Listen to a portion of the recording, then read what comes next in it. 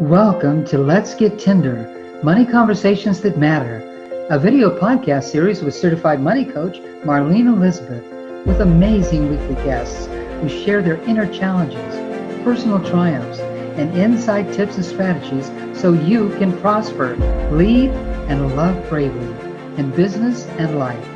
So get comfy and get ready to grow money wings. Hi everyone, welcome to Let's Get Tender, Money Conversations That Matter. I'm your host, Marlene Elizabeth, and I am so excited to introduce today's guest, Miss Allyson Chavez. Welcome to the show, Allyson.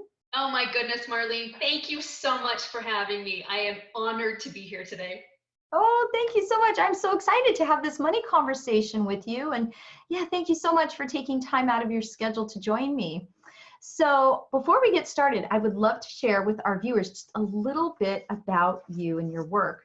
So Allyson Chavez is the ultimate prosperity coach and queen of connection. She is the best-selling author of The Prosperity Approach, a sales and communication trainer, energy practitioner, and public speaker. Through her proprietary Success Without Struggle system, I like that, Allyson teaches entrepreneurs how to harness the power of their mind and commune with the forces of creation to get the results that they want without having to effort themselves into the ground. So super excited to talk with you today, Allyson. Thanks again for joining us. I'm excited to have this conversation with you. So Allyson, one of the questions that we start these interviews with is, what is your first memory of money? My first memory of money actually had to do with a Snickers bar. And I think I was between 4 and 6. I was really, really young. And I remember being at the store with my mom and I wanted a Snickers bar so badly. And so I asked if we could get me a Snickers bar. And she said, "We don't have the money for a Snickers bar." And it was really interesting because it was probably just the fact that she didn't want me eating a candy bar right before lunch or dinner or whatever it was, but she used money as a reason why we couldn't get something. And it was interesting because the belief that I created around that tiny little exchange was that there's no money for me.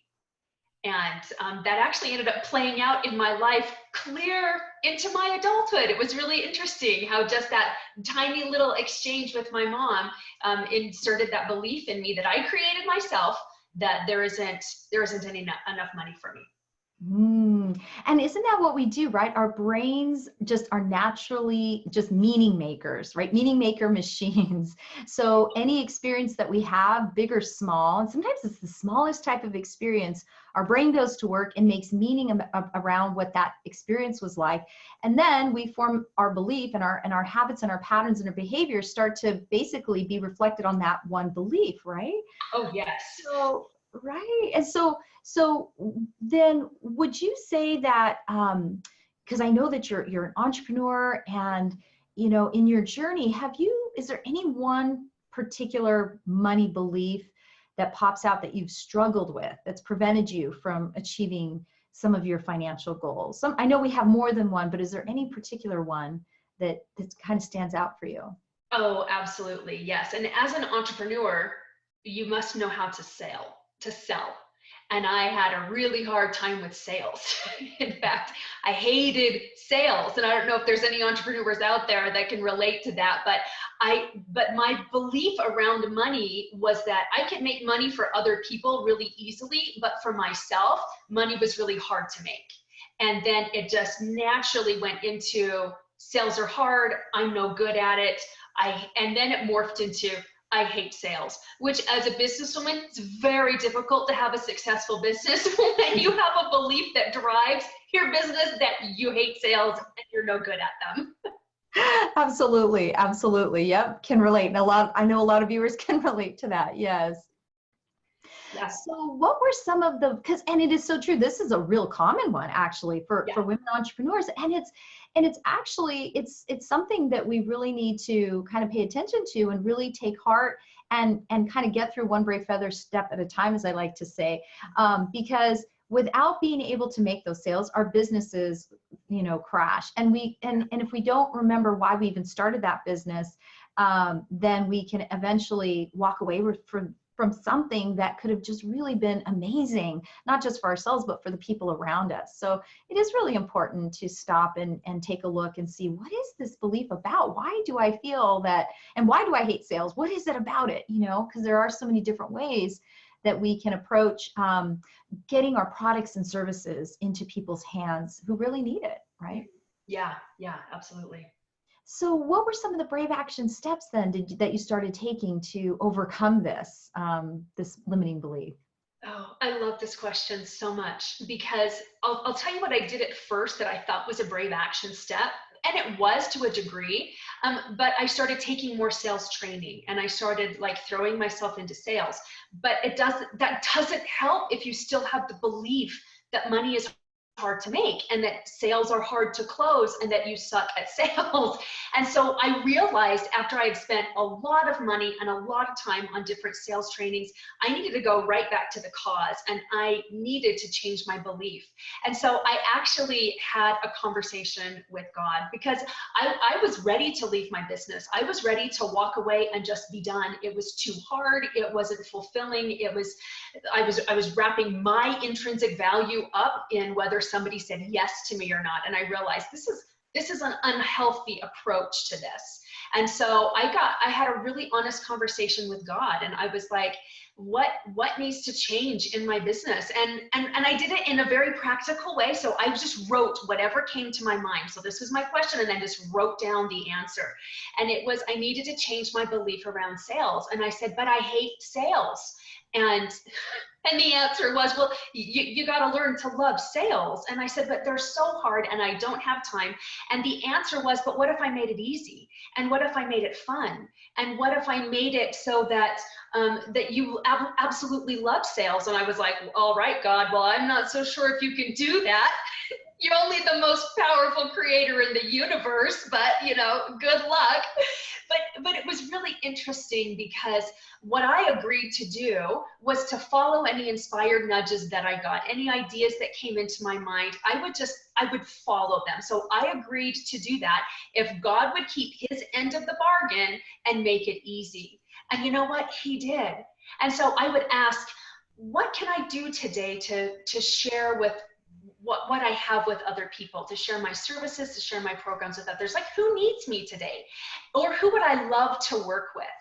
And a name would come into my mind, or their face would come into my mind. And so I'm like, you know what? I can do a simple reach out. I can do a reach out over Facebook Messenger, or I could do just an email or a text. I can reach out that way. And it was from such a place of just a servant's heart, is what I call it.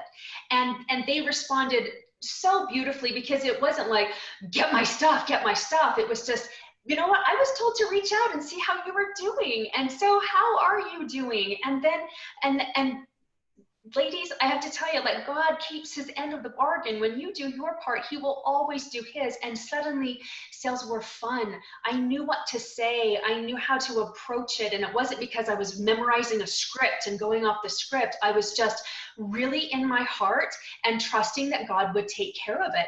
And not everybody said yes to me. In fact, more people said no than said yes, but that's how it goes in sales, and that was okay. I knew that I was coming at this from a pure place of wanting to be of service in my own heart.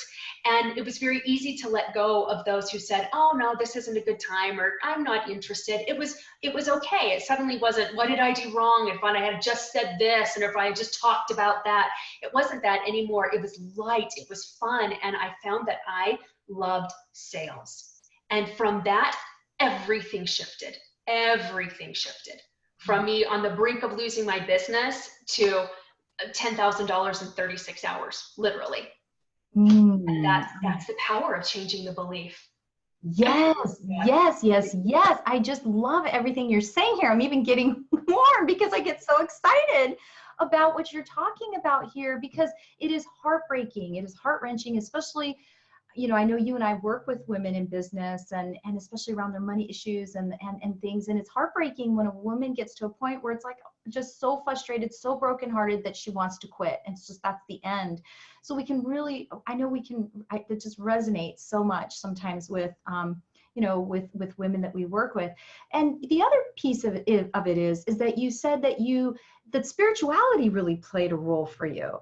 And I know just, it is so important that we can end up with so much noise and static in our minds, right? And we get busy, caught up in, comparisonitis and, oh my gosh, I'm not doing as good as them, and really getting hard on ourselves. When really what we need to do is really quiet ourselves, really, really quiet ourselves. And that sounds like exactly what you did, is you were able to turn to God and to find the answers from, your dialogue. And you even also got kinesthetic about it. Like you actually got a pen, got a piece of paper, wrote things down, like physically got it out, and there's so many different ways, whether we're kinesthetic as in like we need to kind of experience in our body, or visual, or, auditory, but, you were able to get to that quiet place. And truly that is such a special, sacred place to help us really get back to that center place and get back to ourselves and really hear the answers that we need to hear. And the other thing I think of too, as you share your story, is your vivaciousness. That alone is something that it's just such a blessing. It really is to be around someone who's positive, who's uplifting, who's hopeful. That alone is kind of the energy we want to be around, especially when we're trying to run a business, because it's hard work. So to be around another person that's so fully alive because of that quiet time with, their God or their creator, the universe, however it is for you. So I just love what you're sharing here so much, Allyson, so much. And I love happy endings as well.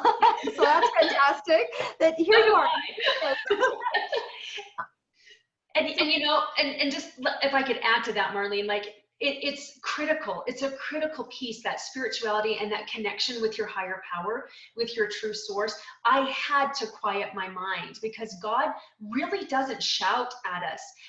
We're placed in this world with so many distractions, and the game is, hey, can I get rid of the distractions enough to get the guidance that I'm seeking? And most of the distractions are happening right here in our mind. And so I had to get to that place of quiet. And guess what? When I agreed to do this, I really didn't think it would work. I was like, all right, fine, I'll follow the nudges. Like, I wasn't like, yes, I'm filled with faith and desire. I was just like, I don't know what you're gonna do with this, but all right, I'll do it. And that's when the faith grew, and that's when the certainty grew, and just the beautiful experience. And so it really, really is such a crucial part to be able to quiet your mind so that you can get those nudges. And I have found that the nudges are really small. They're really easy to do. We get to take the easy part. God does all the heavy lifting when we let him. We get the easy part when we trust that, and then just follow where the nudges lead. So what would you say is your kind of an empowering belief now that you have about money that really helps you to thrive in your business? Oh, I have so many now that I've changed that.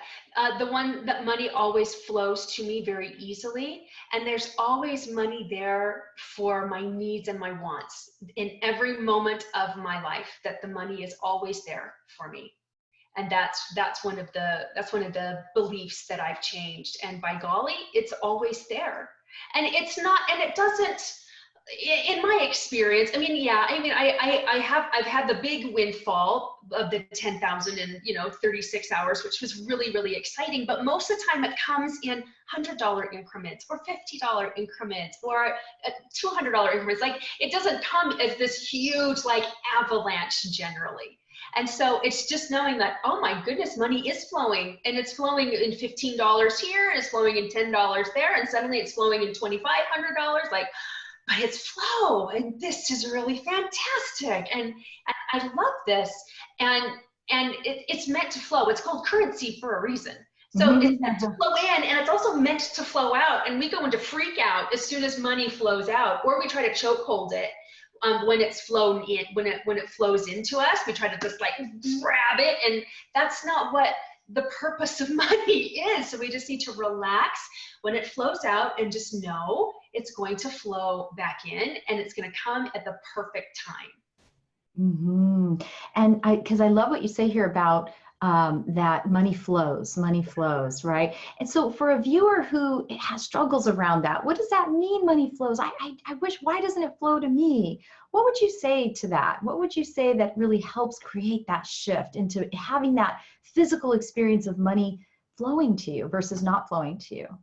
Okay, so it all stems from belief. And so when we can change the belief, everything else changes. That's why my system is success without struggle, because there's no need to struggle for our success. We must work for it. We must put effort into it, but there's no need to struggle or suffer our way to success. But what I have found is that whatever you're connected to is what you're getting more of. So if you're connected to not having flow, you're going to continue to not have flow. And so you must connect yourself to feeling prosperous, or so that you're giving money someplace to go. Because if you're always shut off and like, no, it doesn't come, well, that's your belief, and the world just mirrors your belief.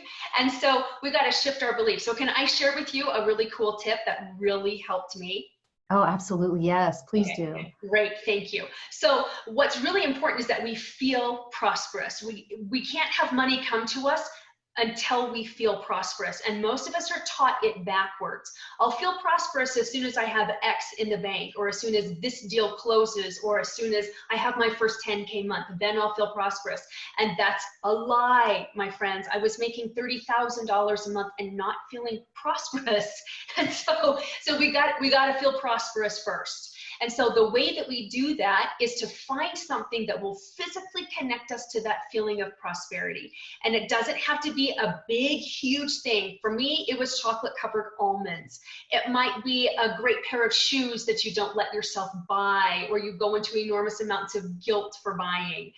It can be a piece of art. It can be great chocolate. It can be a fun bracelet that connects you to something, whatever that is, but it must fit within your current budget. So, because we don't want you going into scarcity, we don't want you connected with, oh no, what have I done? But we want you connected with something that every time you look at it or you are experiencing it, you're connecting that to prosperity. Because once you feel rich, then your world has to mirror what your inner thoughts and feelings and what your inner emotions are. It's your vibration. It's all vibration. And so then that's what will start opening up the flow to you as soon as you're feeling wealthy and feeling prosperous. So there's just really small things that we can do, but you'll be amazed. I was amazed at how many clients of mine, it totally tipped them sideways when I told them they had to do this. I have to spend $3 on shampoo? What? That's crazy talk. But it's interesting what triggers us when we do that. Oh, yes. I was thinking as you were saying, what kind of object would it be for me? And I think for me, it's, my daughter and I love to go to Bath and Body Works. And we just love their candles and their scents and their lotions. And it's just so that, but I love what you're saying too about flow, that it's a feminine way of being, that we're not working so hard and pushing and forcing and making, and it's a receiving. It's more of a receiving and a letting go and and really, I do feel that when we get connected with our self-worth and our value, like really get just how precious we are, our wealth radiates from the inside out. And when that wealth radiates from the inside out, we attract it back to us. We attract good people. We attract resources in the way of money or opportunities. But it's getting connected to that inside wealth that you're talking about. It's from the inside out, right? And I think that, that's powerful. So what would you say, Allyson, then, what are some of the lessons that you've learned, or a lesson in your business that you feel also applies to your relationship with money that's helpful? Okay, so a couple. I'm just going to tap in for just a minute to see what people, they need to hear both. Okay, so I'm going to give you the abbreviated version of both the things that I've learned that have been instrumental. First and foremost is what money is. And money is a physical indication of where you hold your value and how much you allow yourself to receive along the line of this receiving conversation that we're in. And so start where you're at. If you're just building a business, start where you're at. And most of the time we want to charge prices that we want to get. Like, I want to charge $5,000, but currently I'm doing work for free.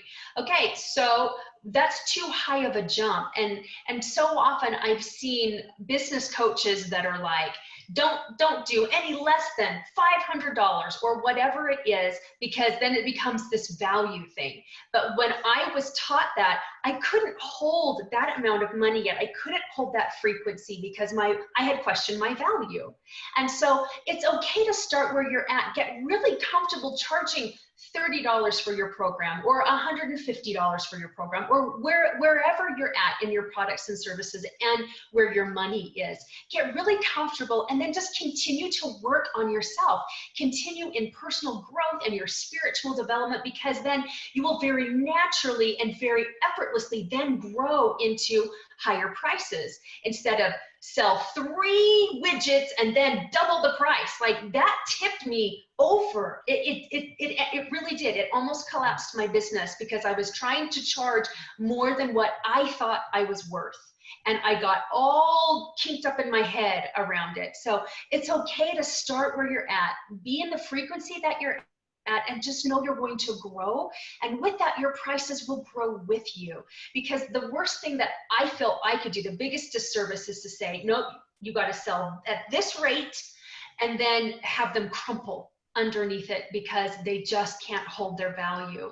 It broke my heart, and it was, there was so much anguish involved with that, and I want to spare anybody anguish like that. So that's the first thing. The second thing I learned that completely blew my mind about money is what money actually is. Money needs a purpose, and most of us want money to come so that we will feel secure and we will feel comfortable. And that is not a good enough reason for money to come in. Money must have a job. It must have a purpose. And Marlene, that's why you're talking about, like, get your mission, get your purpose. And when you have that, then the money will come in to fund your dreams and fund your business and all of that. It's got to have a purpose. And sometimes that purpose is, I want to take my kids to Disney World for vacation, or I really want to get this great pair of designer shoes. I mean, it doesn't have to be like this altruistic, I need to save all the orphans kind of a thing. It can be just, what's my desire, and accepting your desire instead of trying to justify what your desires are. Now you have a purpose, and now there's a reason for money to come. But just so that you'll be comfortable and so that you don't have to work, you're not going to bring money in that way. And that blew my mind when I first learned that. But I have since understood, as I've applied that is the truth. That's the truth about money. Yes, that is fantastic. These are awesome tips, Allyson. And I can see what you're saying, that if we rely on money as a way to keep us feeling comfortable and safe, right? That it's not ever going to really do that for us, because we can lose money at any time. I mean, there's so many different, if you have just a really serious illness that befalls you that was totally out of the blue, that you never expected, that can eat up a lot of cash. Or if something shifts in your business and you've got to, go do something a little bit different, that can eat up a lot of cash. Or a relative that falls ill. I mean, so really that's not it. You're absolutely right. It's more about the job that the money is going to be doing. And when you believe that there's an abundance of money, that it's all there, that it's there when you need it, then you don't really have to worry so much about holding so tight to it. And not allowing it to flow. I love these examples. And so what would you say then, Allyson, that you've learned that's true about money? Something that you've learned now, that you know it's true, that you wish you would have known back when? And not to say that we want to rewind back time, because we know that we've all gone through our lessons for a reason. We've gone through our hardships, our suffering. They're really important lessons that would make us who we are today. So it's not that, but it's more just kind of getting clarity as to something you really just know so much now about money, that you just wish maybe you could share with someone else that doesn't know that quite yet. Oh, well, like what you said, that money is not there to make us feel safe. And I really thought that once we were making between $25,000 and $30,000 every month, and I thought that I would feel really safe. And there's a component of safety in that. Like we could buy anything we wanted. So that wasn't a big deal. Like I wasn't worrying about groceries and shoes in the same week, right? Like we could go, I didn't have to look at price tags, but I felt less safe than ever because now I was afraid I would lose it. And oh no, now we have this lifestyle, and what if I can't maintain it? And what if I can't sustain it? And then we lose it and everything collapses. Because that's what my belief was around money, that's what ended up happening. And so just knowing that it's not the money that makes you feel safe. Money's a result. It's not a problem. Money's not a problem. It's just the result. It's the result of your inner thoughts and your beliefs and the emotions that you carry around money. And so it's really important that we clean that up and we shift out of those beliefs. And I think the thing that helped me the most is to realize that my faith in my God is my fortune. And so that means an abiding faith that all things happen for my good. You know, like you said, we have these things in our lives and they're meant to bless us. The challenging times, especially, and the adversities we go through are literally there for our good. And if we can disconnect from the drama of the moment long enough to see, all right, this is here to help me. So how am I going to let this help me? The collapse of my business ended up being one of the greatest blessings in my life because of what I learned and how I grew. And now I've been in a rebuild for a couple of years. Like it doesn't take 2 weeks to rebuild a business that has collapsed. It takes a little bit of time, but I'm so grateful for what I've learned. And now I get to build back to where I was and even beyond because of what I've learned through that experience. And so just having that faith that God is your fortune, everything works out for your good. Everything plays out the way it is supposed to.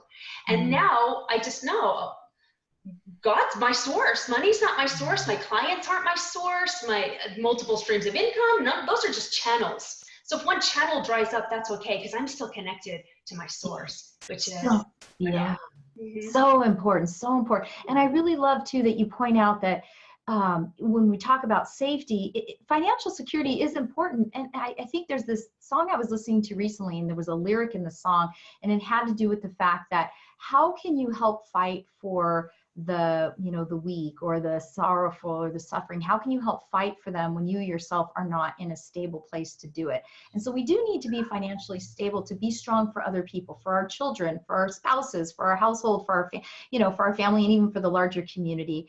So that is really important. So it's not to say that financial stability is not important, but I think you hit the heart of it, is that but ultimately our true safety is in something much greater than ourselves, right?